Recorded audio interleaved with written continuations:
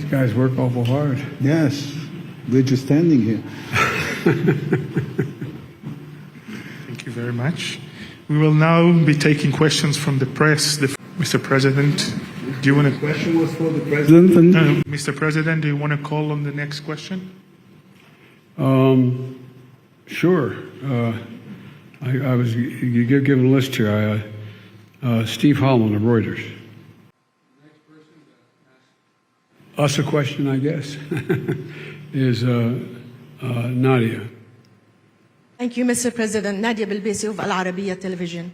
Allow me to press you a little bit on Iran, if I may. You visited. No, I'm not going to. Yeah, we got to walk up. You are visiting the Middle East here in Israel, and then you go into Saudi Arabia, where you're meeting with King Salman and other GCC leaders. You know in advance, before you come here, their position, their concern, their fear about Iran nuclear program and Iran's support for proxies in the region. Tangibly, what are you offering them to assuage their fear and concern? Practically, is this anything that you're offering them to make them feel comfortable that the United States are on the same page with them? With regard to Iran and convincing the Saudis and others that we mean what we say, is we mean what we say. They have an opportunity to accept this agreement's been laid down. If they don't, we made it absolutely clear. We will not, let me say it again, we will not allow Iran to acquire nuclear weapons. Folks back home have complained that California actually isn't doing enough when it comes to education. The head of the California Republican Party said that we were among the last to open, during that a third of students are not at grade level when it comes to math and science, and that highlighting California's approaches doesn't really make sense. What do you say to those critics? Well, I'd say what we have seeded are some of the most impactful reforms and innovations. Don't take my word for it. Take the word of this bipartisan group. But there's no question California's outcomes are suboptimal, and we have got to step things up. That's why we're making these investments. This is something that is core to who we are. It's about freedom. It's about health care. It's about respect for women.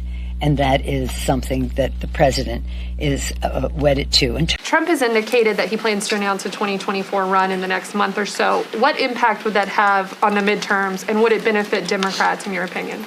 Do I ever even mention his name? Would I even waste my time talking about him? What I will say is, and I'll say this, and I've said it again and again, Democrats have absolutely no intention of losing the House in November. And the Senate, too. We are mobilized, we are fortified, we have great candidates, and we have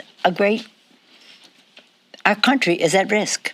Our democracy is at risk.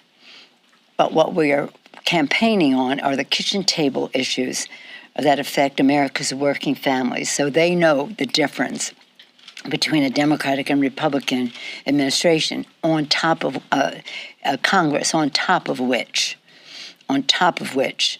our democracy is at stake. I don't speculate on who's running in 2024, even if it's the former occasional occupant of the White House. That's up to the Republicans to figure out what impact it may have on them. But we do know that if people vote, women win, and so do their issues. So that's what we're about. Opposition back home to your meeting with Saudi leaders this week.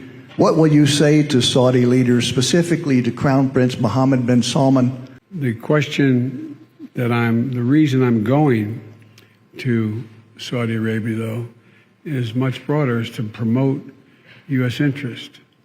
Promote U.S. interest in a way that I think we have an opportunity to reassert what I think we've made a mistake of walking away from, our influence in the Middle East. Well, let's the Prime Minister. I always bring up human rights. I always bring up human rights. Thank you very much. This concludes the signing ceremony and the press conference. Please remain seated until the leaders have left the room. Thank you all so much. This concludes the